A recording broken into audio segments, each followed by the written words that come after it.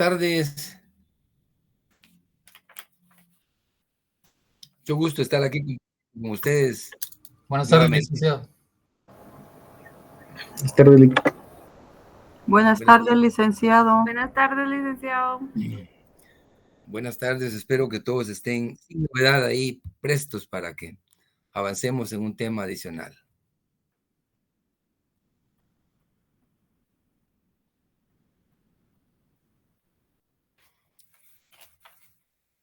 Hemos dado unos minutitos para que nos conectemos un poco más porque estamos siendo muy... no estamos atendiendo, digamos, adecuadamente las clases y el problema es que eso tiene consecuencias, ¿verdad? El que atiende la clase y se dedica, pues obviamente va a asimilar mejor. Y el que no lo haga, pues obviamente va a tener algún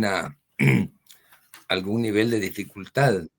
Entonces, es importante, digamos, aunque sea en forma virtual, hacer cualquier esfuerzo para atender la clase y poder intercambiar ideas y asimilar dentro al máximo posible, ¿verdad? Porque hay quienes lamentablemente se conectan unos minutos y al hacer la revisión, eh, digamos, se dedican a otra actividad y no concluyen, digamos, el tema. Entonces eso al final le afecta a la persona que hace eso, ¿verdad? Porque aquí la responsabilidad es personal, ¿verdad?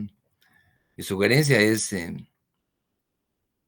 como hemos hablado en otras ocasiones, esforcémonos, vale la pena porque cada día se tienen más conocimientos y al final todo esto nos sirve para la vida. No es una cuestión de ganar una clase, porque ganarla no es tan difícil. El problema es, digamos, sostenerse en el tiempo, ¿verdad? Entonces, mi sugerencia es los que están conectados, aunque no seamos los que debemos estar, porque imagínense, tenemos más de 200 inscritos, 250 aproximadamente. Y, por ejemplo, en este momento, imagínense que ni siquiera tenemos un porcentaje, digamos, aproximado. No es lo mejor, pero bueno, independientemente de eso, por el respeto a que ya ustedes están en línea, pues... Perdone, buenas tardes. Buenas tardes. Fíjese que la compañerita Lilia Elizabeth, hemos tratado de comunicarnos con usted para mandarle la suspensión porque ella se encuentra enferma, o en recuperación sería. Entonces, pero ha sido, y le hablo ahorita, perdone, porque después se me olvida la otra clase, iba a hablar al final, pero se fue, perdone.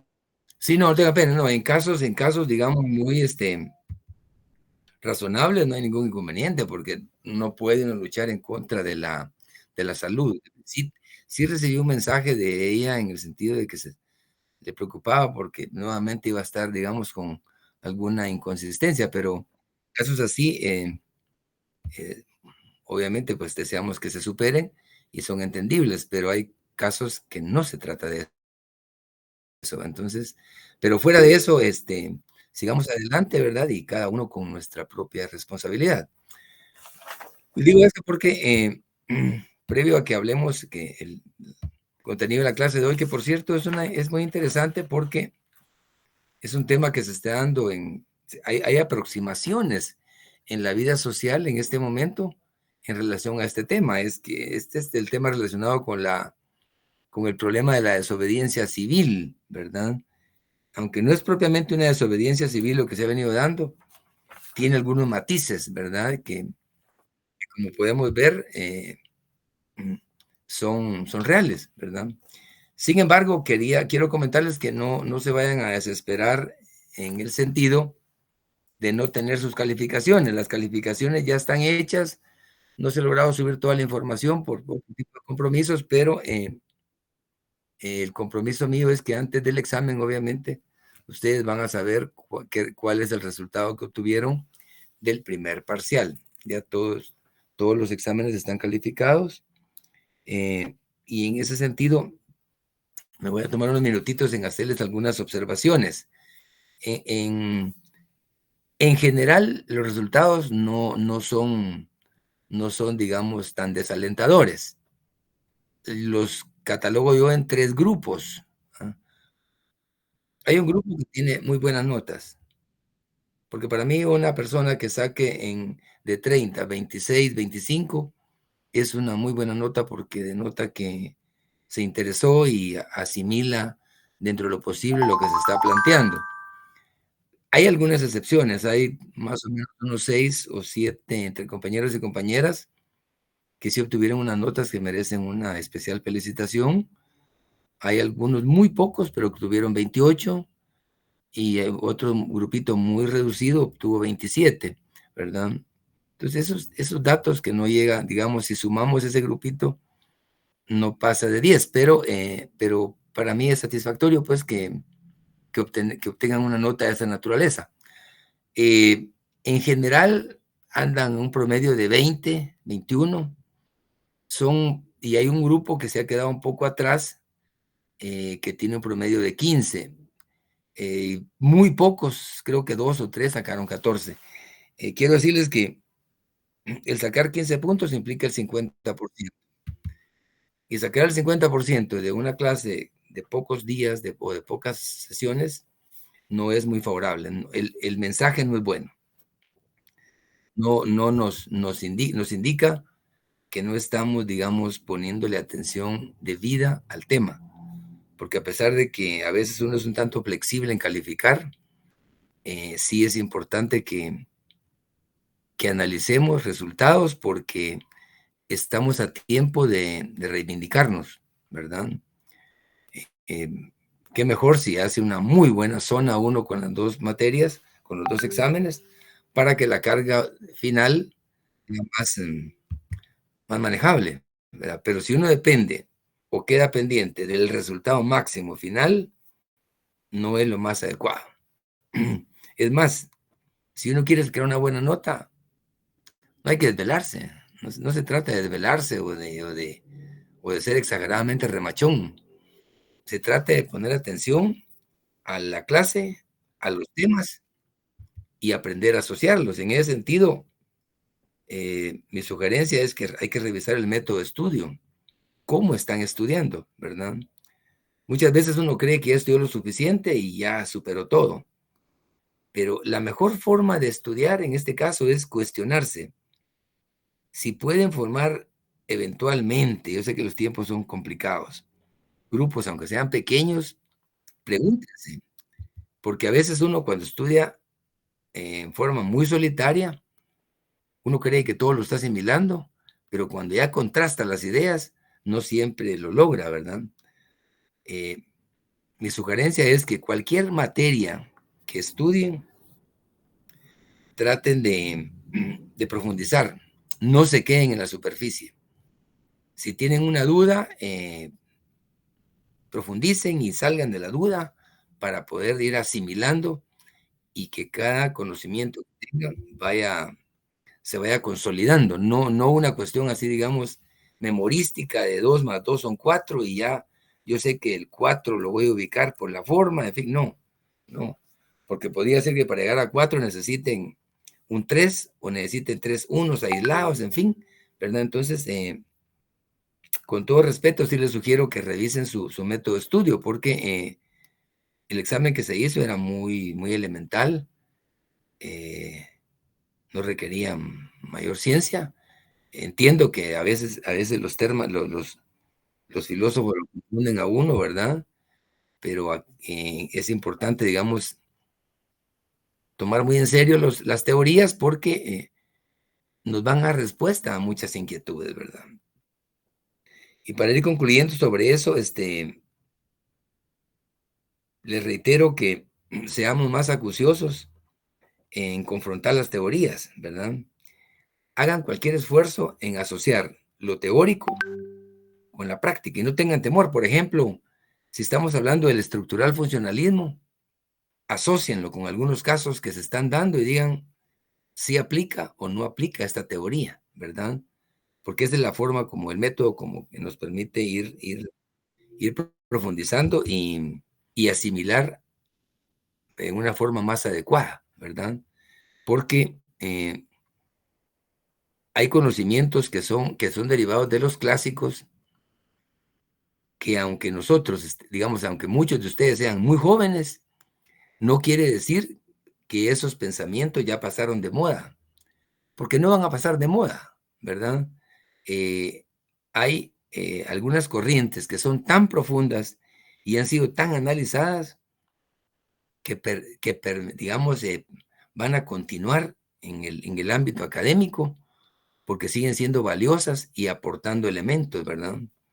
Cuando ustedes, por ejemplo, escuchen a un autor como Naranjo Mesa, por ejemplo, es un colombiano, póngale mucha atención, es un excelente, fue un magistrado con muchos conocimientos que dejó muchísimo, digamos, y así cualquier personaje de los que ustedes han leído, por ejemplo, ustedes escuchan algo de Cicerón, no duden en profundizar, o algo de Séneca, porque son personajes que fueron, digamos, grandes estudiosos del derecho en épocas muy remotas, siguen siendo válidos, ¿verdad? Entonces, mi sugerencia es, veamos con mucho aprecio las teorías y los esfuerzos, ¿verdad? De los personajes, porque son personajes que en su momento se desvelaron y profundizaron en los temas y nos dejaron grandes aportes. Por ejemplo, leer a García Máinez, mexicano, mis respetos, ¿verdad? Leer a un Recasén Siches, digamos que, y justamente él sí es dedicado al estudio de la filosofía del derecho, Recasén Siches, pero obviamente son teóricos que tienen textos muy profundos, muy amplios, pero que ahí están y que van a seguir estando, de manera que yo respetuosamente les sugiero que tratemos de profundizar e ir más allá. Y para ello les digo, hagamos un esfuerzo de ir acaparando o capturando términos, porque nosotros como profesionales tenemos que ser muy cuidadosos. A veces le dicen a uno, vos qué raro hablas, ¿verdad? Pero uno como abogado tiene que manejar lenguaje técnico, ¿verdad? Es cierto, cuando está uno en un ambiente de amistad, pues no va a estar, le va a estar diciendo a un pariente, comportate porque si no voy a iniciar una acción en contra tuya ante un órgano jurisdiccional. Entonces le van a decir a uno, estás loco, ¿de qué estás hablando? ¿Qué fumaste? No.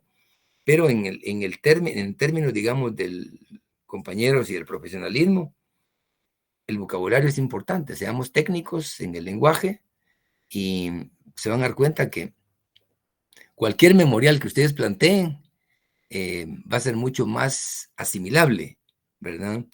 Porque muchas veces uno pretende escribir muchísimo, extenderse muchísimo, pero no decir nada. Entonces es mejor ser concreto y decir mucho, ¿verdad?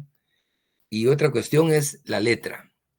Yo sé que la mayoría depende de una tablet o de una computadora o el mismo teléfono, pero aunque uno no crea, hay en algún momento que le notifican algo a uno, tiene que acudir a la letra. Hoy, por ejemplo, a mí me dieron un expediente completo porque lo pedimos para trasladarlo a una municipalidad y tiene relación con un supletorio.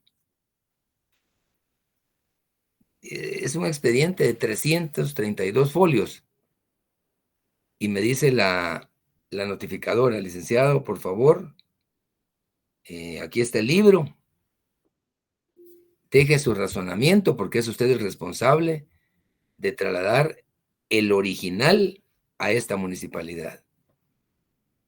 Pues no había más alternativa que escribir un párrafo, ¿verdad? Que tiene que ser legible, firmando y poniendo el número de colegiado, porque el responsable, en este caso, fui yo, que me lo otorgaron con la orden del juez para transferirlo, porque si se enviaba vía correo, aunque hay mucha certeza a veces, genera dudas, ¿verdad? Especialmente dependiendo del documento.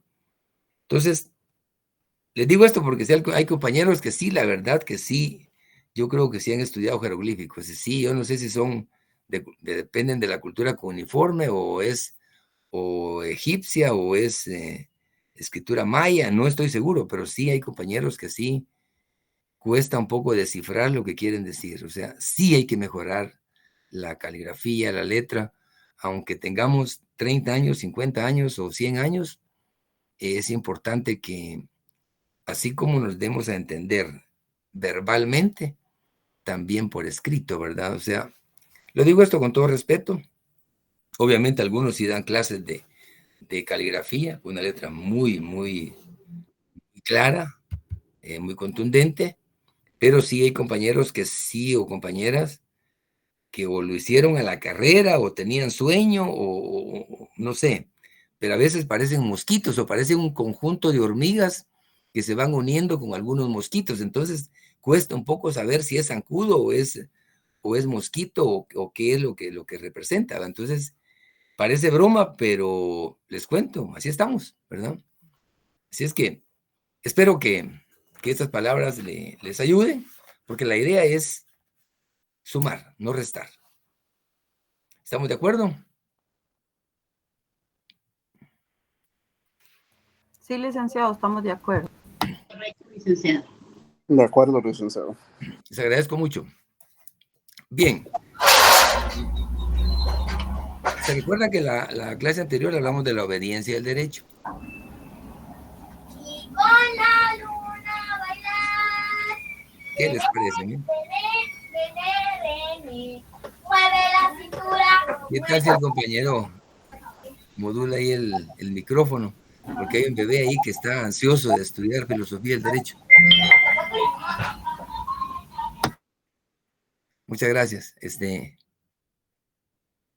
Decía que hablamos de la obediencia. Hoy vamos a hablar de la desobediencia. Parece lo contrario. Sin embargo, es importante hacerlo porque, en primer lugar, es un tema de carácter constitucional y es un tema real, pues, que no podemos decir que no existe, ¿verdad? Adicional a ello, les aclaro que la clase de anterior, o sea, la que recibimos el martes y la actual, no van a ser objeto del examen, ¿oye? O sea, no se van, lo que vimos la clase anterior y esta, no van a haber cuestionamientos en el examen. El examen viene, si se recuerdan, estuve revisando, las clases que no incluimos fue cuando hablamos de la tridimensionalidad del derecho, ¿verdad? Entonces, a partir de esos 2 puntos que no se vieron en el examen parcial inicial, hasta la clase que corresponde a la semana anterior. O sea, no son demasiados temas. Sin embargo, les anticipo, no dejemos eso en saco roto o por el hecho de que son pocas hojas las que tenemos como referencia, no tienen mucha relevancia. Por favor, póngale muchísima atención, porque en esas pocas hojas que hay resumen, que se plantearon algunas cuestiones muy resumidas, hay personajes que nos han ilustrado en la historia y que nos van a seguir ilustrando y que póngales mucha atención, digamos, al nombre de los filósofos y ante todo la defensa del filósofo. Por ejemplo, si hablamos del tema formalista, pues inmediatamente el que más resalta es Hans Kelsen, ¿verdad? Entonces, tenemos que tener bien claro que Kelsen, digamos, es un personaje que destaca en ese tipo de teorías, ¿verdad? Pero hay otros personajes como Hart, por ejemplo, y muchos Komplewitz que hemos hablado, que tienen, digamos, lo suyo en determinadas teorías. Entonces, por favor, póngale mucha atención porque este examen incluso va a ser un poco más corto, pero hay una sección al final de 5 preguntas que van a ser preguntas incluso aparentemente muy sencillas, pero con esas 5 preguntas vamos a demostrar en gran medida lo que hemos venido aprendiendo, ¿verdad? Porque son preguntas que son consecuencia de lo que se ha venido aprendiendo. Y lo importante es que empecemos ya a tener criterios sobre lo que hemos venido asimilando, ¿verdad? Bien, en el tema de la desobediencia civil van a encontrar un personaje que se llamó Henry David Thoreau. Él es un filósofo americano, pero lo busquen en Google, lo busquen de cualquier manera. Ustedes van a encontrar a personajes como Locke, como Juan Jacobo Rousseau y muchos otros que hablaron que abordaron el tema de la desobediencia civil. Pero el personaje central, incluso les comparto, hay un texto que habla de la desobediencia civil y que el personaje, digamos, que destaca en el tema es justamente, ustedes lo pueden encontrar en cualquier forma, en cualquier plataforma, es el señor Henry David Thoreau. Él es como el símbolo o como el ejemplo o el teórico a tomar en cuenta en el tema de la desobediencia civil. Incluso es considerado el padre de la desobediencia civil. Imagínense, para que se le denomine el padre, ¿verdad? Sus textos han sido fuente de inspiración de grandes luchadores, como por ejemplo Mahatma Gandhi. Esto lo han escuchado ustedes en más de alguna ocasión, defensor de los derechos humanos, hindú, y de Martin Luther King. ¿Alguien ha escuchado algo de Martin Luther King? Sí, fue uno de los primeros defensores de los derechos humanos y sobre todo de las personas de color. Sí, efectivamente. Entonces, imagínense que este señor inspiró, o sea, dio elementos a personajes como ellos dos, a Mahatma Gandhi y al Martin Luther King. O sea, es interesante, digamos, leer la forma en que él aborda la desobediencia civil. Él fue un personaje interesante porque, aunque venía del campo, se graduó en Harvard. Sin embargo, no fue suficiente, digamos, el haberse graduado de una gran universidad, sino que regresó a ciertas prácticas porque era muy profundo en determinados pensamientos. Y obviamente le sirvió de base, pues, todos los conocimientos, pero él nos inspiró mucho en el tema. Y de hecho, él fue el que en su momento dijo que, ¿qué sentido tiene nacer libres? Dijo, ¿verdad? ¿Qué sentido tiene nacer libres? ¿Cuál es el valor de una libertad política sino el de hacer posible la libertad moral?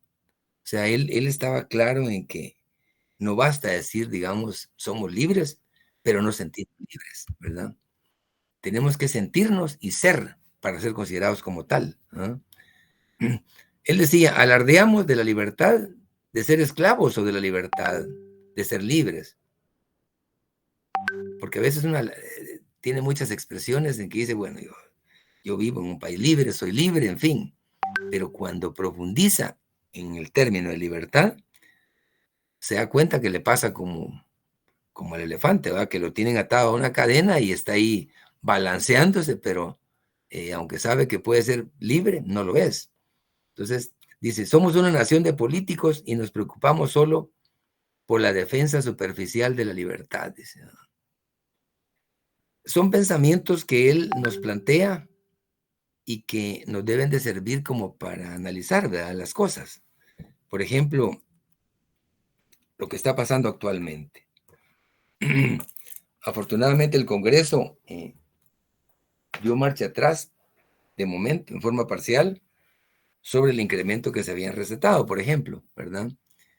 Y que al final fue una decisión que hay que aplaudirla porque, aunque sea regañadientes, hicieron lo correcto. Porque estamos en momentos bien complicados y no es justo, digamos, que cuando alguien tiene hambre, alguien pásele mostrándole un bistec o el olor a una carne sabrosa y no lo invite, o sea, no comparta, no es justo, pues, ¿verdad? Entonces, imagínense comparar salarios de 100,000 quetzales con el salario mínimo. O sea, con el salario de un mes, habría que trabajar como 3 o 4 años para llegar a esa cantidad, sin comer, sin dormir, ¿verdad? Entonces, claro, las cosas son relativas. Tampoco vamos a negar que todos tenemos derecho a superarnos y a ganar bien, ¿verdad? Pero hay cosas que resultan ofensivas. Entonces, al final ha sido un poco interesante, digamos, ciertas reacciones que aunque hemos sido un pueblo muy sumiso, sí. Bueno, se viene una pregunta, pues creí que era. Pero él les decía que han habido reacciones que han permitido ir como superando algunas cosas, ¿verdad?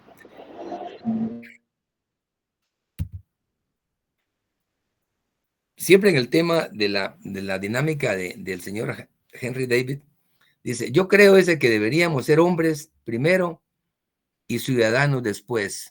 ¿Qué les parece a expresiones como esas? Me gustaría que fuéramos hombres primero y ciudadanos después. ¿Qué debemos entender por esa digamos, expresión? Licenciado, buenas tardes. Es algo muy, muy profundo ese primer cuestionamiento al decir deberíamos ser hombres primero. Considero yo que abarca el sentido de ser responsables ante nuestras obligaciones, cumplir con nuestros deberes morales y cívicos. Bueno, al decir cívicos ya entraría dentro de lo que es un ciudadano, ¿verdad? Ajá. Pero sí, yo lo entiendo de esta manera, ¿verdad? Ser hombres primero al cumplir con nuestras responsabilidades y obligaciones. Sí, lo interesante acá es que cuando él afirma eso es que nosotros debemos de valorarnos fundamentalmente como seres humanos, como personas que valemos muchísimo.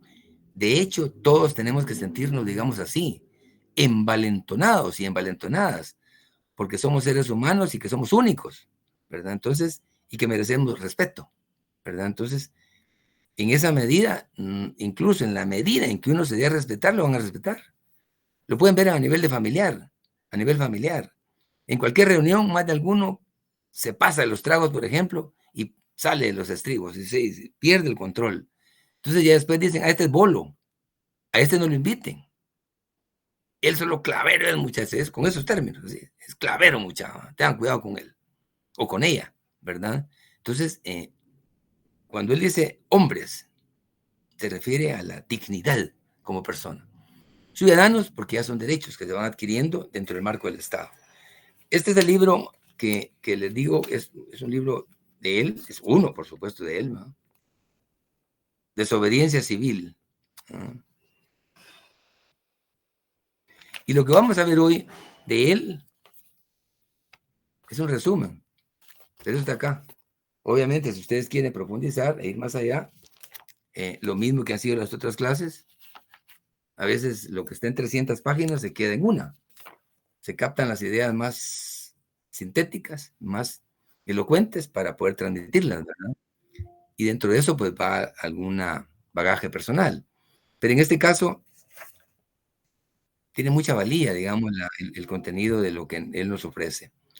Nos dice también, la desobediencia es el último medio por el que se pone fin a una tensión, porque reformula la relación, dice, entre sujeto y Estado y autoridad.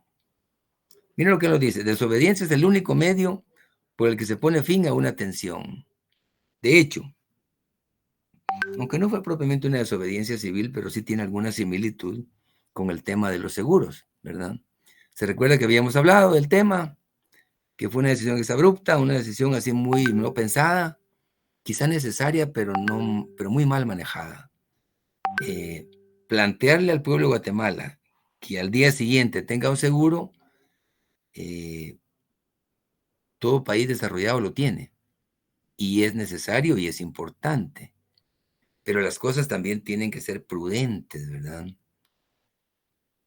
Cualquiera de nosotros, por ejemplo, si vivimos en la zona 7, por ejemplo, a lo mejor nos gustaría vivir en la zona 14,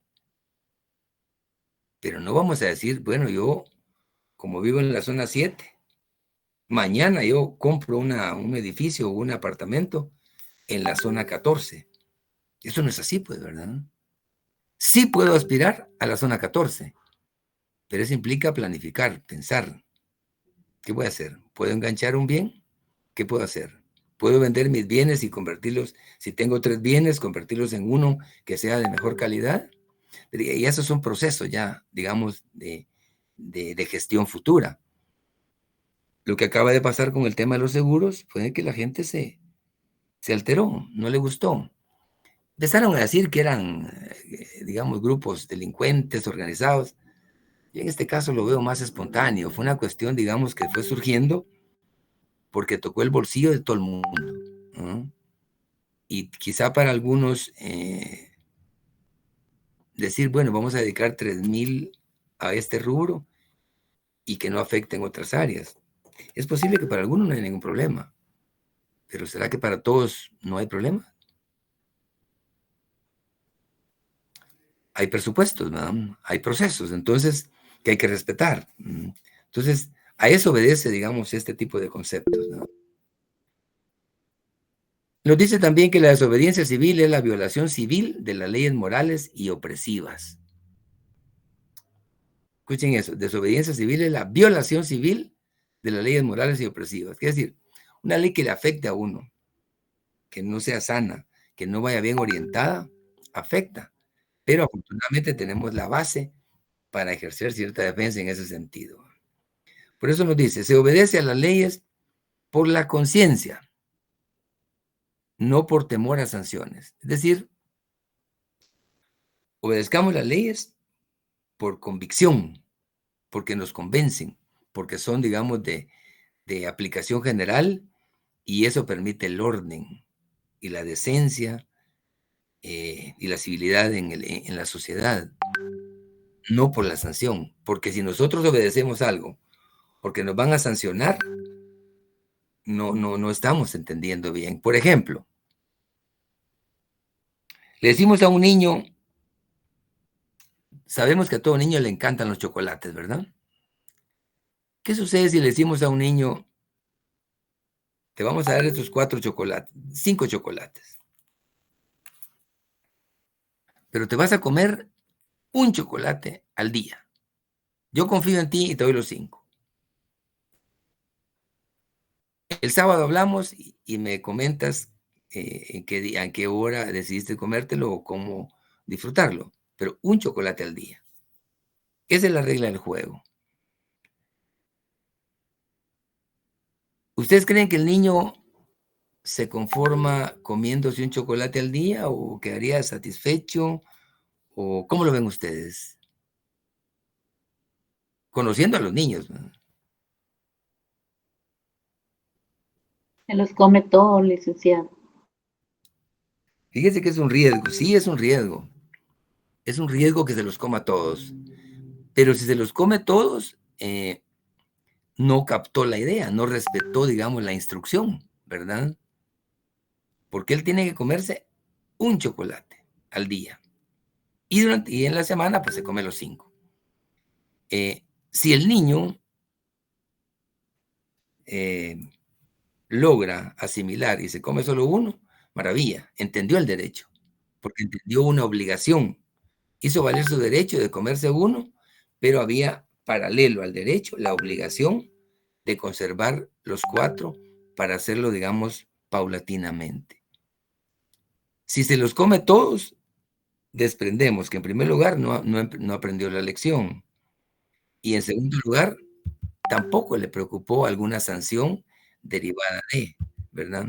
Entonces, obviamente este es un caso totalmente ajeno, digamos, o digamos, o teórico, pero lo que él nos dice acá es que es importante respetar la ley por convicción, no por el temor a la sanción, ¿verdad? Y si logramos que un niño acate eso y respete, con mayor razón uno como adulto, creo que se le va a facilitar un poco el tema. Porque hay otro tema en relación a los menores. Si nosotros como padres creemos que cuando tenga 15 años la niña o el joven 18 nos vamos a entender o va a entender, estamos out como papás. Porque el niño desde el vientre ya viene esa inteligencia, esa cuestión innata, esa cuestión muy personal. Asimila, escucha, capta, hasta un desprecio lo capta. Entonces, y lo capta desde sus orígenes. Y cuando son niños, uno cree que no le atinan, pero los niños le atinan a todo. A veces el baboso es uno, ¿verdad? Entonces, el niño hay que educarlo desde chico, proporcionalmente. Porque si esperamos llegar a los 15 años, olvídense. Si es damita, nos lanza el pelo frente a la cara, y si es varón, hasta nos ofrece cuentazos, ¿verdad? Entonces, son aspectos que hay que considerarlos, ¿no? En ese sentido, dice él que la desobediencia civil es un derecho inalienable de cada ciudadano. Renunciar a él significa dejar de ser hombre, dice. Es la forma más pura de agitación constitucional. O sea, si alguien nos dice, por ejemplo, mira vos lo que estás diciendo, la desobediencia civil, entonces estás siendo delincuente, estás actuando, digamos, en un ambiente negativo. No. Acá lo que nos dice la desobediencia civil es que si algo no aplica, no es correcto, tenemos la obligación moral de ejercer una defensa en el marco de la Constitución, ¿verdad? No es que nos encanta el bochinche, nos encanta el relajo, no, no es eso. La desobediencia civil no es eso. La desobediencia civil es un mecanismo que nos permite una especie de autogobierno o una oportunidad para hacerle entender al gobernante que o se comporta, porque tiene que obedecer a los intereses de la mayoría. Hace creo que fueron unos meses, pasó un problema en Yakarta. Hubo un problema en el sentido de que el presidente decidió que ya no iban a adquirir químicos los agricultores. No cabe duda que era muy ecologista y muy dado al manejo de los conceptos orgánicos, ¿verdad? Pero él como presidente dijo, no más químicos. La agricultura tiene que manejarse con abono orgánico, con temas orgánicos, por salud, por esto y lo otro. Quizá la decisión no era mala en el sentido de que era sana ambientalmente hablando, pero políticamente le fue como feria. Empobreció a los agricultores y aparte que los empobreció, los enfureció. Y producto de ello es que lo sacaron de la presidencia. Tuvo que irse a otro país por una decisión que a lo mejor tenía buenas intenciones, pero fue mal aplicada o no hubo una estrategia adecuada para hacerla valer. La gente se alteró y lo sacó, ¿verdad? Y no es que la gente fuera delincuente, simplemente les afectó tanto, les distorsionó tanto, que se hartaron, ¿no? Y reaccionaron. Así es que el verdadero autogobierno es posible solo donde la resistencia pasiva es la fuerza que guía al pueblo. Imagínense esas expresiones. El verdadero autogobierno es posible solo donde la resistencia pasiva es la fuerza que guía al pueblo.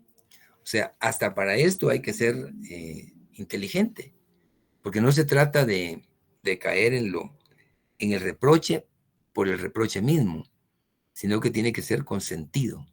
Hacia ahí va la desobediencia civil, ¿verdad? ¿Cómo puede estar satisfecho un hombre, dice, por el mero hecho de tener una opinión y quedarse tranquilo con ella? Esto lo que quiere decir es que uno a veces comenta, ¿verdad? Y dicen, estos son así, no sirven para nada y todo. Pero no hacemos nada. Lo podemos ver, por ejemplo, en nuestra colonia. A veces ponen muchos túmulos, a veces dejan los vehículos mal aparcados, o tienen muchos gatitos y muchos perritos y andan deambulando en la calle, dejando de todo, ¿verdad? Y renegamos a veces de decir, pero qué gente más irresponsable. Pero ¿qué hacemos ante ese problema? ¿No creen que lo correcto es acudir al comité de vecinos y hacerles ver que tal procedimiento no es el adecuado y que les afecta a todos? Y que por el bien de todos, buscar un mecanismo que permita, digamos, evitar esa proliferación de gatos. Y todo. Ejemplo, ¿verdad? Ese es el volumen.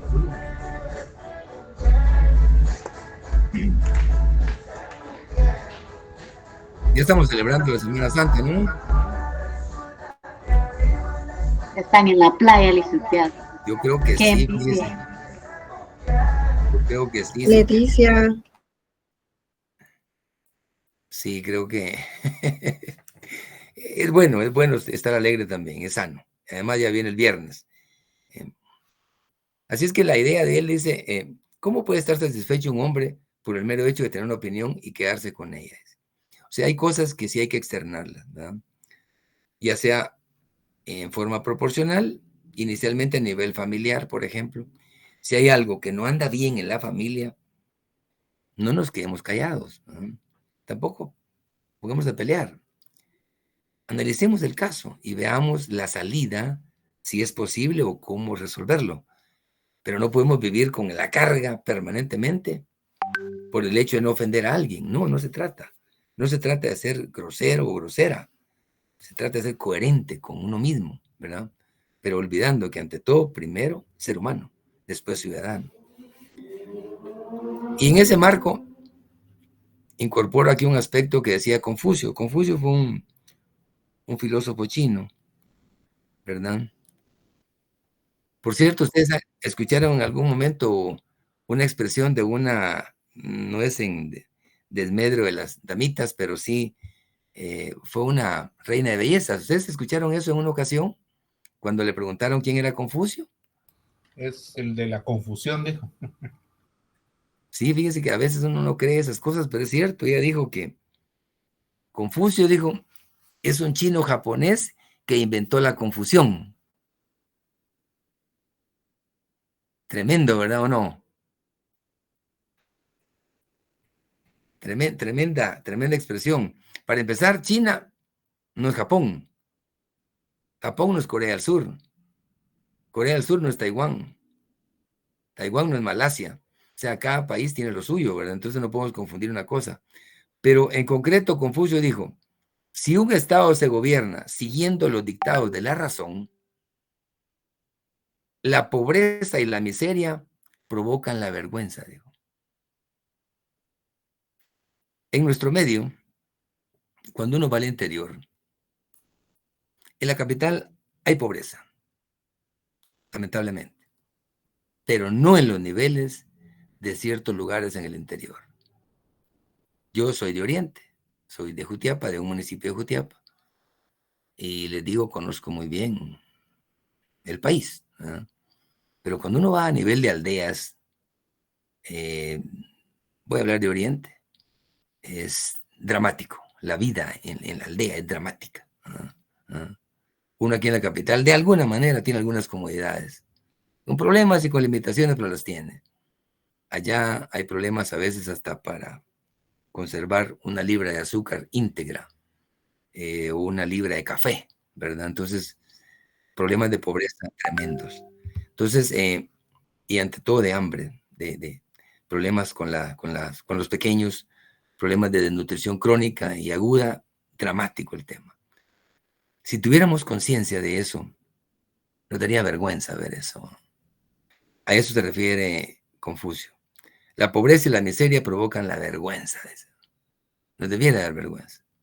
Y dice también, si un Estado no se gobierna siguiendo la razón, dice, las riquezas y los honores provocan la vergüenza. Es decir, las riquezas y los honores. Es decir, a veces se llega a cierto nivel que dice, bueno, yo estoy bien. Mientras yo estoy bien, me importa un pepino lo que pasa en el exterior, porque yo estoy bien. Es una mentalidad egoísta, lamentable, y que cuando uno pueda contribuir a que las cosas mejoren, hacerlo por convicción, es bonito, es interesante. Esa satisfacción que queda de poder aportar, de poder orientar, de poder generar esa confianza, ¿verdad? Esa conciencia de las cosas, ¿verdad? Cosa que nos falta muchísimo. Así es que en ese orden de ideas, dice, si un hombre piensa con libertad, sueña con libertad e imagina con libertad, nunca le va a parecer que es aquello que no es. Y ni los gobernantes, ni los reformadores ineptos podrán en realidad coaccionarnos. Son términos que son aplicables a Henry David Thoreau, que son valiosos porque nos dejan una gran escuela. Dice, si un hombre piensa con libertad, o sea, ubiquémonos en nuestro ámbito, damas o caballeros, pensemos con libertad. Y ese es un pensamiento hermoso. Decir, yo soy libre. Y aparte de eso, sueño con libertad.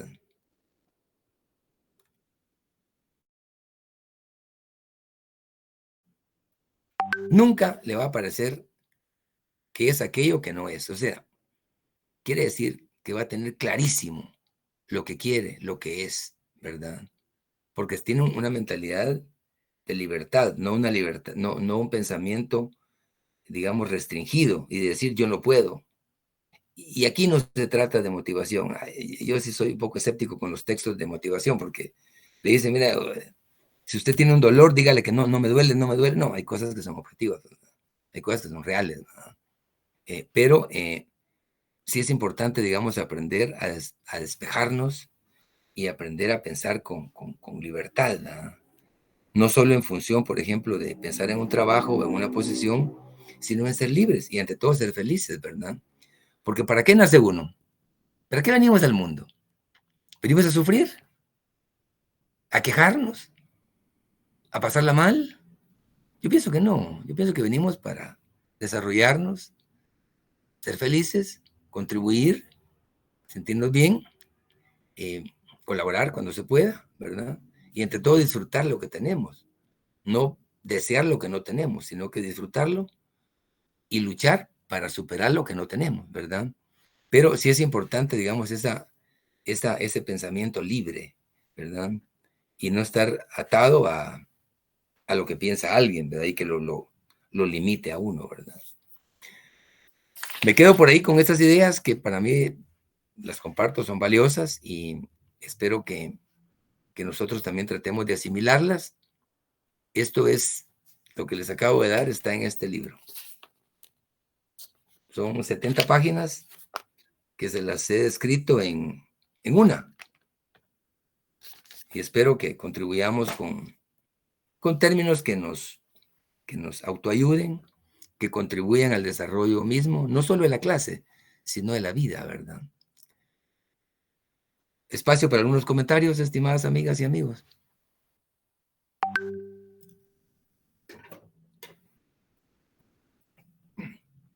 Con confianza, entre amigos. Aquí estamos en Agencias Guay.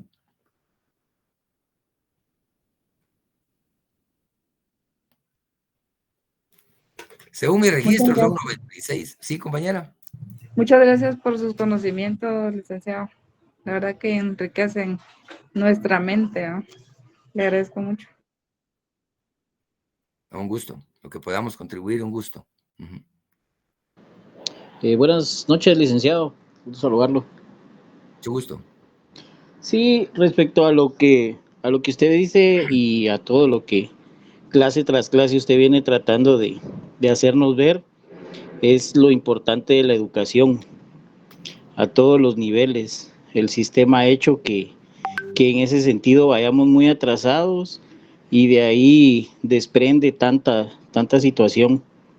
Y también el tema económico que afecta a todas las familias en cuanto a, digamos, los valores morales en las generaciones que vienen, porque ambos padres salen a trabajar y muchas veces los niños se quedan solos en casa o con una niñera, una persona de servicio, y pues van perdiendo o adquiriendo otro tipo de valores o ni los tienen, y como usted bien dice, creyendo que cuando van creciendo van a entender o van a aprender, y no es cierto. Pero digamos que yo considero que el sistema es el que ha venido y metiéndonos y, digamos, llevándonos a este camino en el que estamos hoy, porque pues definitivamente a muchas personas les conviene que sigamos así. Sí, les agradezco mucho, sí. Muy razonable lo que está diciendo. Sí, ese es un problema que es a diario, ¿verdad? Porque dice, si no trabaja ella y él, no siempre se logran cubrir las necesidades que son tan elementales, porque el recibo de luz, si no lo paga uno antes del 25, ya viene en 2 meses del 28, ¿verdad? Y ya se complica más, por ejemplo. Sí, en efecto, No, y creo que es por lo mismo, digamos que en la luz, y por qué ahora los dos padres tienen que salir a trabajar, porque digamos el Estado y los gobiernos de turno han dejado de hacer lo que deberían de hacer, que es, digamos, a favor de todos. Por ejemplo, no deberíamos estar pagando por cada kilovatio de consumo la cantidad que pagamos, porque digamos sale de nuestros mismos recursos naturales, la energía eléctrica, inclusive le venden a países vecinos y hermanos y energía, y pues nosotros seguimos pagando alto. Entonces ellos mismos, el sistema, como repito, nos ha ido llevando por este camino, y por eso pues no alcanza para la luz. Ahora la telefonía, pues por una parte qué bueno que se privatizó, porque si fuera pública pues creo que ni celulares hubieran todavía. Y en fin, ¿verdad? Menos mal que no han privatizado el agua, aunque ya casi la tienen privatizada, con eso de que la cortan en un montón de sectores y ahora tiene que comprar uno pipas para poderse abastecer. Sí, el problema del agua es el problema del futuro, más que el oro. Sí, es cierto, hay muchas cosas que se pueden superar, pero somos a veces con nosotros mismos crueles, porque mismos, ¿verdad? Por ejemplo, países europeos, fíjense que hay países europeos que tienen una carga tributaria entre el 40 y el 50% de los ingresos. Nosotros aquí tenemos una carga tributaria como del 11 al 12%.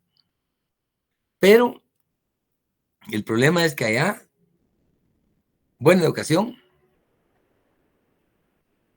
buena salud, buenas carreteras. Es decir, hay seguridad.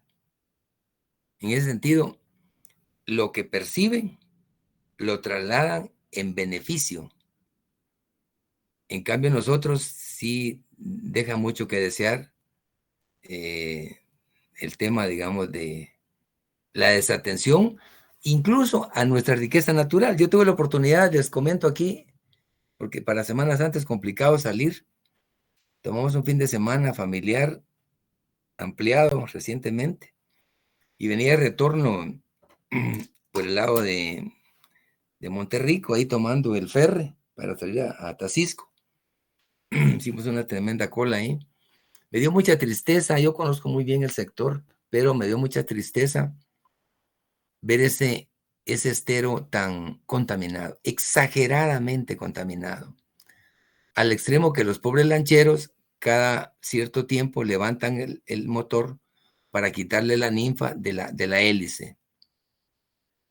Hay un desorden tal y una suciedad tal que ellos, porque ya conocen, van evadiendo un poco tanta ninfa y tanta impureza, y esa es su forma de vida, ¿verdad? Pero da tristeza ver un sector tan ecológicamente bonito, pero tan descuidado. Las carreteras no señalizadas, con baches, y dice uno, bueno, ¿en dónde estoy, verdad? Entonces, da tristeza el maltrato que le damos a nuestro país. Y no se trata de ser, digamos, como resentido. Yo en mi vida, yo no me considero así. Muchos objetivos que he tenido en mi vida los he logrado, gracias a Dios, ¿verdad? Pero no se trata de que yo estoy bien, que tengo una bonita casa, tengo mi par de carros, capacidad para salir del país, en fin, no se trata de eso. Se trata de ser consecuente con su misma gente, con el país como tal, ¿verdad? Entonces, eso es lo que a veces uno aspira, pero bueno, como hemos dicho, se vale soñar, ¿verdad? Y para ir concluyendo el tema, quiero compartirles otro aspecto, siempre dentro del marco de la desobediencia civil. Ustedes se recuerdan que Alfonso Portillo fue presidente de Guatemala, ¿verdad? Le decimos el pollo ronco. No es porque tenga mi apellido o porque seamos parientes, pero acepto críticas, por supuesto, pero independientemente de ello, quiero comentarles que él escribió en el año 1998. Él ha escrito mucho, él es un hombre muy, muy estudioso, ¿verdad? Aparte que cuenta buenos chistes, conoce mucho de economía y de política y tiene lo suyo, ¿verdad? Él escribió un texto, un ensayo fue, ¿verdad? En algún lugar del universo lo tengo, pero él escribió este folleto.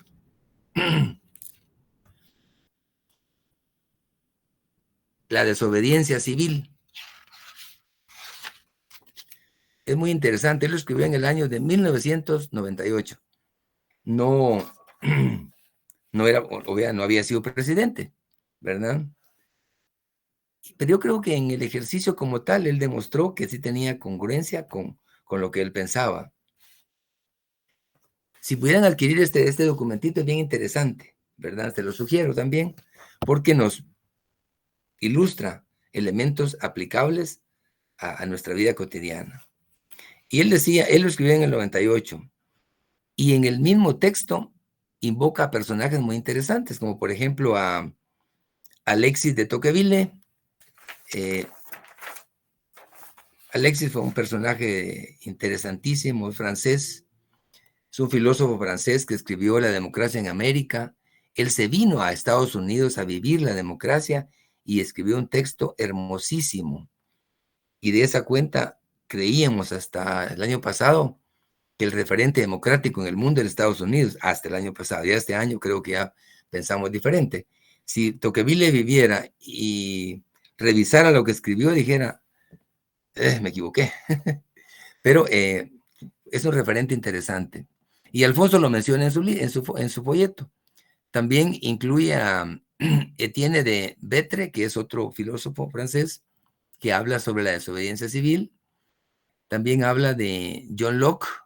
John Locke es un filósofo inglés interesante. Y también hace algunos aportes de Juan Jacobo Rousseau. Juan Jacobo Rousseau, digamos, su especialidad, digamos, su forma de identificarlo es con el contrato social, ¿verdad? Que eso sí lo hemos visto en otros temas.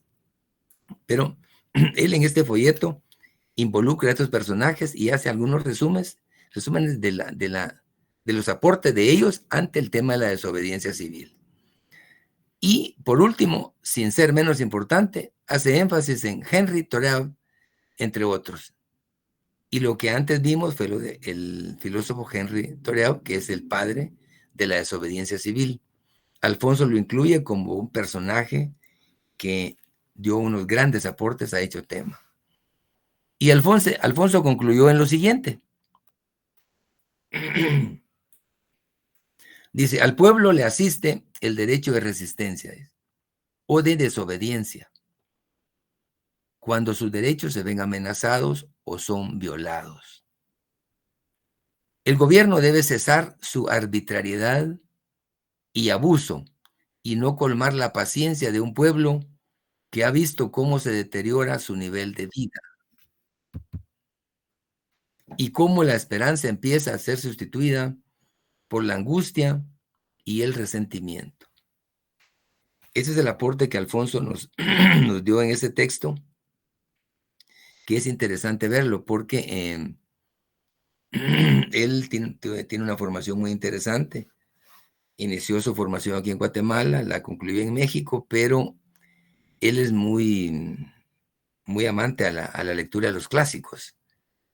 Si usted lo ve en cualquier entrevista que él da, difícilmente deja de mencionar a personajes de la historia, como a Tomás Moro, por ejemplo, a John Locke o a Juan Jacobo Rousseau. ¿Por qué? Porque él está convencido de que nosotros tenemos que volver a los clásicos como para reentender el mundo en el que vivimos, ¿verdad? Y derivado de ambos textos, quiero invitarlos a que leamos el artículo 50 de la Constitución nuestra. ¿Alguien nos puede... Licenciado, disculpe. Sí, compañero. Si va a hablar de la libertad de acción, yo creo que ahí se fue un 0, es el artículo 5. Ah, tienes razón. Tienes razón, porque sí, el 50 es sobre la igualdad de los hijos, tienes razón. Sí, el quinto es sobre la libertad de acción. ¿Alguien nos quiere leer el artículo quinto? Buenas noches, licenciado. Buenas Yo lo noches. puedo leer. ¿De acuerdo? Artículo 5. Artículo 5. Libertad de acción. Toda persona tiene derecho a hacer lo que la ley lo prohíbe. No está obligada a acatar órdenes que no estén basadas en ley y emitidas conforme a ella.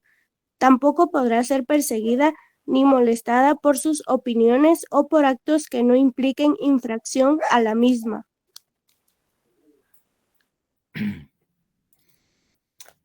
¿Qué nos dice dicho artículo? Aplicable al tema que estamos hablando.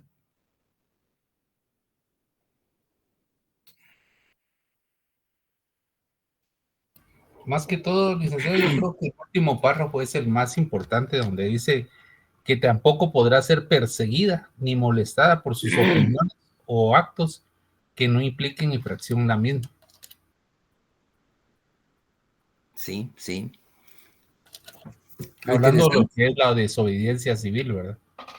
Sí, lo interesante es que si alguien, digamos, les dice a ustedes, como profesionales, ¿por qué están hablando de desobediencia civil? Eso es anarquía, eso es estar en contra del sistema, es estar en contra del gobierno. No, no.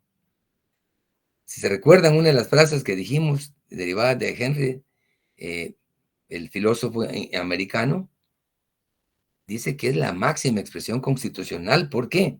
Porque en nuestras constituciones está establecido ese tipo de derechos. O sea, no es una cuestión inventada, ni es una cuestión, digamos, que va como orientada a la tipología del delito. No, no, son mecanismos de defensa que tiene la misma población plasmadas en la Constitución, ¿verdad? Y que tiene mucho que ver con el ser libres, con el pensar ser libres, ¿verdad?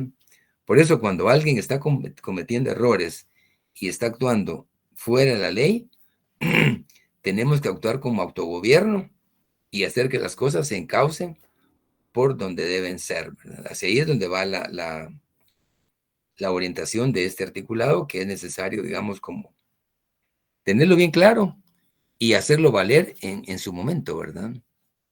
Por ejemplo, ¿qué pasa si, digamos, ustedes van en su vehículo y hay un retén policíaco, de los cuales es constante eso, ¿verdad? Pero si ustedes van un poquito más allá, obviamente tienen que ser cuidadosos, porque si se ponen, digamos, a discutir con el policía, lo primero que hace el policía es decir que los está ofendiendo y de una vez tiene la facultad para aprenderlos, ¿verdad? Pero no se trata de eso. Se trata de hacer valer los derechos. Si, por ejemplo, les dicen, bájese del vehículo, que ya es cuestionable, y pretenden hacer un registro de la persona o del vehículo, imagínense que, por ejemplo, va la esposa o una pariente o la novia de uno de ustedes y le dice que se baje ella y que un policía pretenda, digamos, hacer alguna inspección, un registro. ¿Será que será válido eso? No, no es válido. Y ni Tiene, legal. tiene que haber un agente de la policía del mismo sexo que ella. Definitivamente. Y aparte de eso, para que haya un puesto policíaco, la misma Constitución establece, tiene que estar señalizado y tiene que haber ciertos parámetros para que eso sea válido. A mí me da pánico a veces ver a dos policías en una esquina deteniendo motos o vehículos. Me da pánico, porque no es la forma, ¿verdad? No es la forma. Entonces, cuando uno puede en su momento, tiene que hacer valer el derecho, porque no es correcto, digamos, apañar cosas que son ilegales, ¿verdad? Por ejemplo, ¿verdad? Entonces, obviamente quieren mucha premura y mucha prudencia, porque muchas veces lo que hacen es, me faltó el respeto, faltó a la autoridad, y mientras se aclara ante el problema, y es más, muchas veces en los informes policíacos plantean o insinúan la comisión de delitos, de manera que cuando se presenta la persona ante un juez de paz, muchas veces el juez se pasa e inhibe porque dice no tengo capacidad para conocer de delitos, sino solo de faltas. Entonces, imagínense hasta dónde va la mala fe, a veces en este tipo de pronunciamientos, que quieren mucho cuidado para poder superarlos, ¿verdad? Pero mientras podamos hacer valer el derecho con el debido respeto, hay que hacerlo, porque si no, dejamos de ser abogados, ¿no? ¿No les parece? Revisemos el artículo 33, creo que ese sí es correcto, que nos viene a ilustrar algo sobre el tema.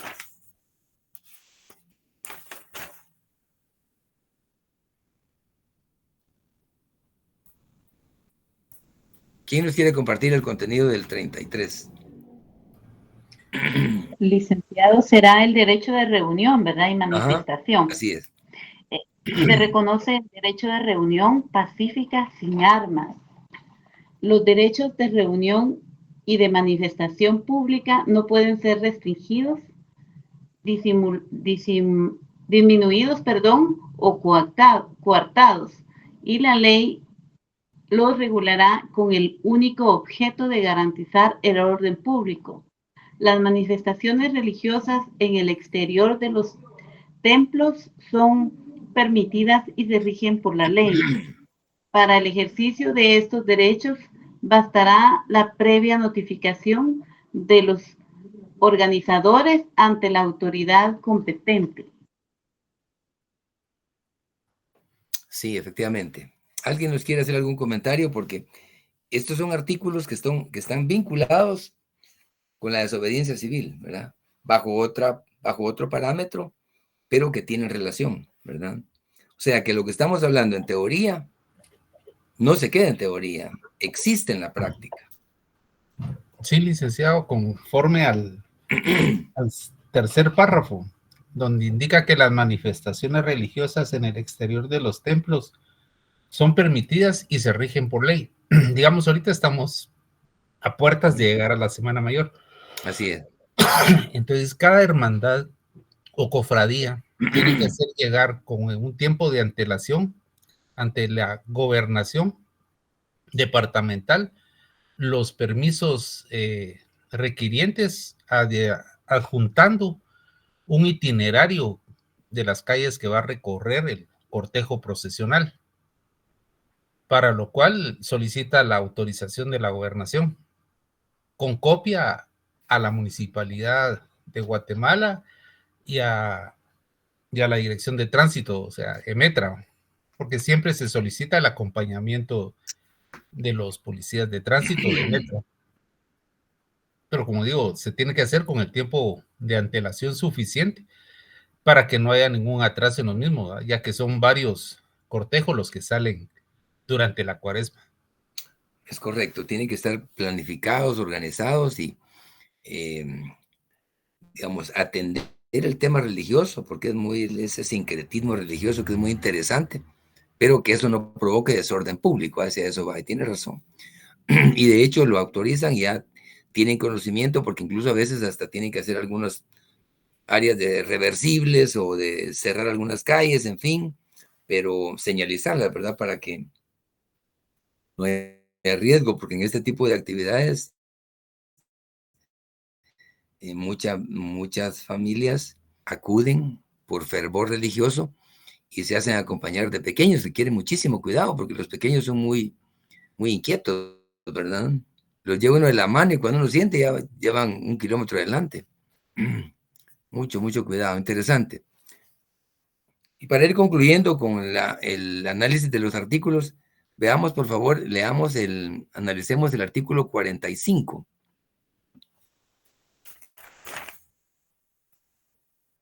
Siempre de la Constitución. Sí, licenciado. Acción contra infractores y legitimidad de resistencia. La acción para enjuiciar a los infractores de los derechos humanos es pública y puede ejercerse mediante simple denuncia, sin caución ni formalidad alguna. Es legítima la resistencia del pueblo para la protección y defensa de los derechos y garantías consignados en la Constitución. Muchas gracias. Especialmente el último párrafo.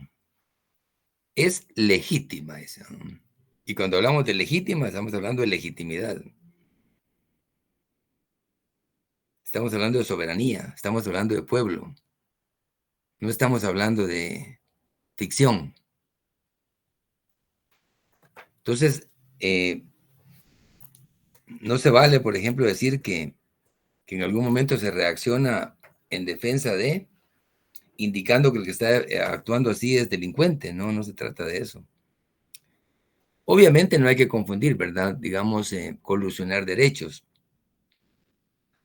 Porque así como existe el derecho de manifestación, que es un derecho humano, existe también el derecho de libre locomoción y el derecho de libre comercio.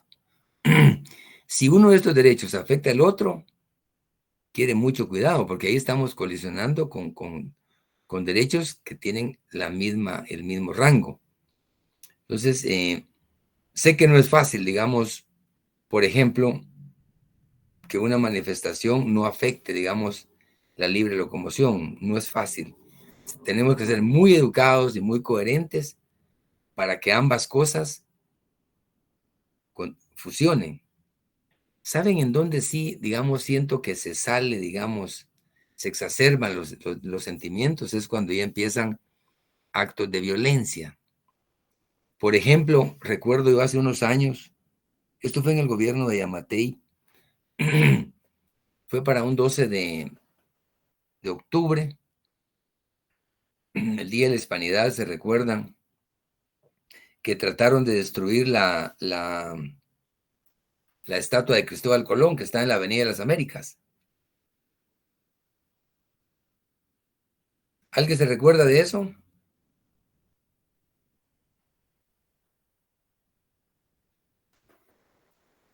Sí, licenciado. Fue notorio, ¿verdad? Digamos, el momento ese, desagradable. Afortunadamente no lograron destruir la estatua. Pero cuando venía el grupo por la reforma,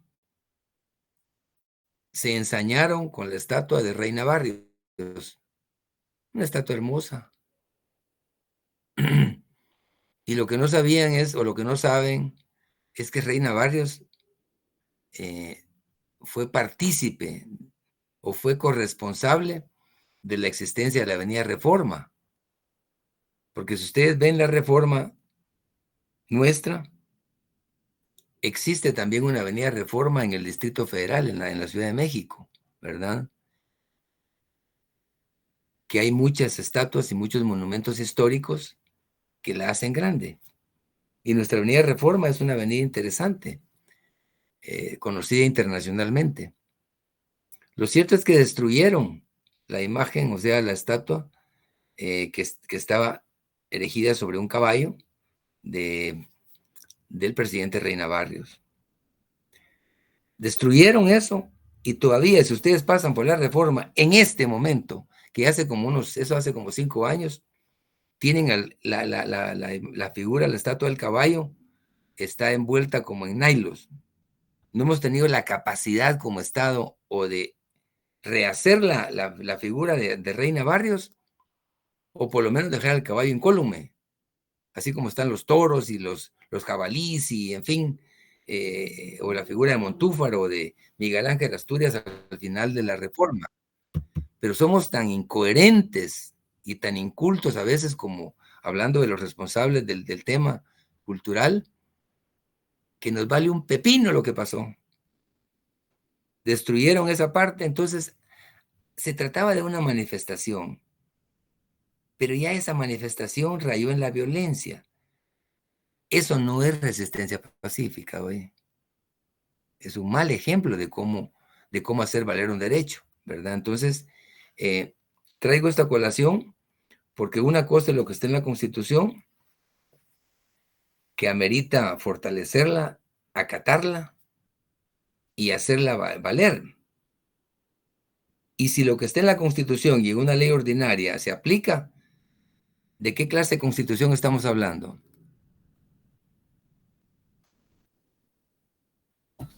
Eficaz. Que no se les olvide esa palabra. La próxima semana la van a recordar. Entonces, es importante, digamos, ser coherente en lo que dice la ley, en la aplicación y en lo que hacemos, cada uno con nuestro espacio o nuestra corresponsabilidad. Pero ese ejemplo que les traigo a colación, a mí me desagradó muchísimo porque dije, no es la forma, porque independientemente que haya sido un militar o no, dejó aportes para la historia.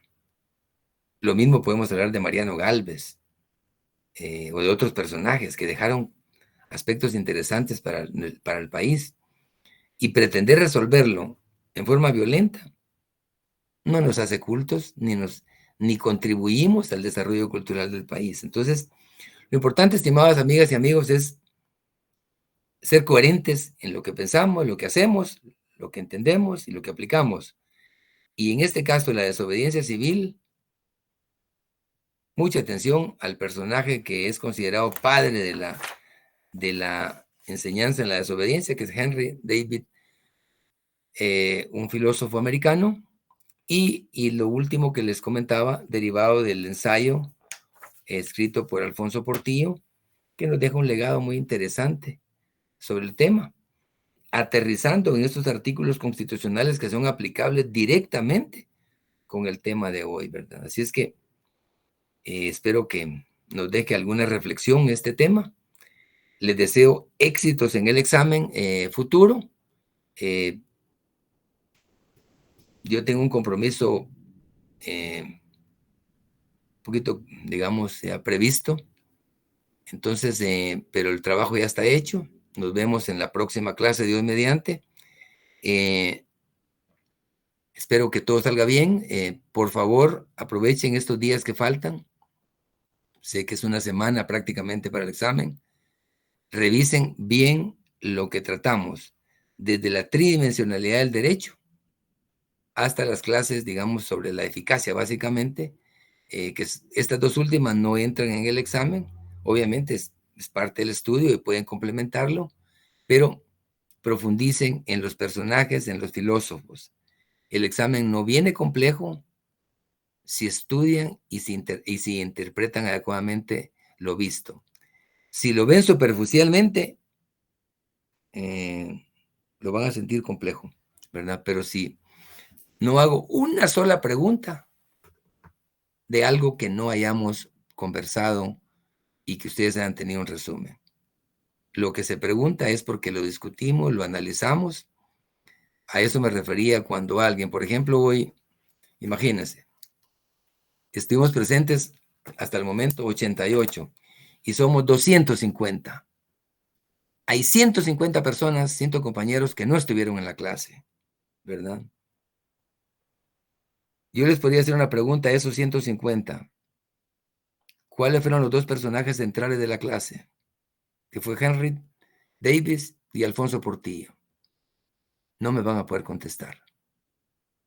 ¿Por qué no estuvieron? Entonces, el mensaje es, el que no puede asistir al examen por una cuestión de última hora o una cuestión de salud es entendible. Hay solución, hay oportunidad para hacerle el examen nuevamente, pero, por favor, los que no tengamos ningún inconveniente, acudamos, seamos respetuosos, cuidadosos con el mismo, tratemos de evitar las preguntas, de preguntarnos, porque muchos compañeros, yo al final no fui drástico en, por ejemplo, en calificar la filosofía de Sócrates, de Aristóteles sobre la forma en que él interpretaba. El método que él interpretaba era mayéutico. Y miren, es simpático. Si yo hago un resumen de la respuesta que pusieron muchos. Le pusieron, casi le ponen mayasal, mayética, mayésico. Entonces, lo que da a entender es que alguien hizo el comentario y no lo copiaron bien. Tiene suerte, el que tiene, por la relación que hay, yo la adopté como buena, la respuesta, pero denota que no fue genuina la respuesta, porque la palabra es mayéutica, que es un mecanismo de pregunta, de construir una realidad haciendo preguntas y consultas con los jóvenes para llegar a conclusiones, ¿verdad? Y algunos confundieron mayéutica con dialéctica. ¿Ah? ¿Se recuerdan que en una de las clases hablamos de la dialéctica? Que eso se origina del iusmarxismo y hablamos del materialismo histórico, que es diferente. Entonces, si profundizamos y no confundimos una cosa con la otra, no dudemos que va a ser un examen, un resultado exitoso. Así es que Dios les bendiga y nos estamos viendo en la próxima clase. Un gusto en haber compartido con ustedes hoy. Gracias, licenciado. Feliz noche. Feliz noche, licenciado. Gracias.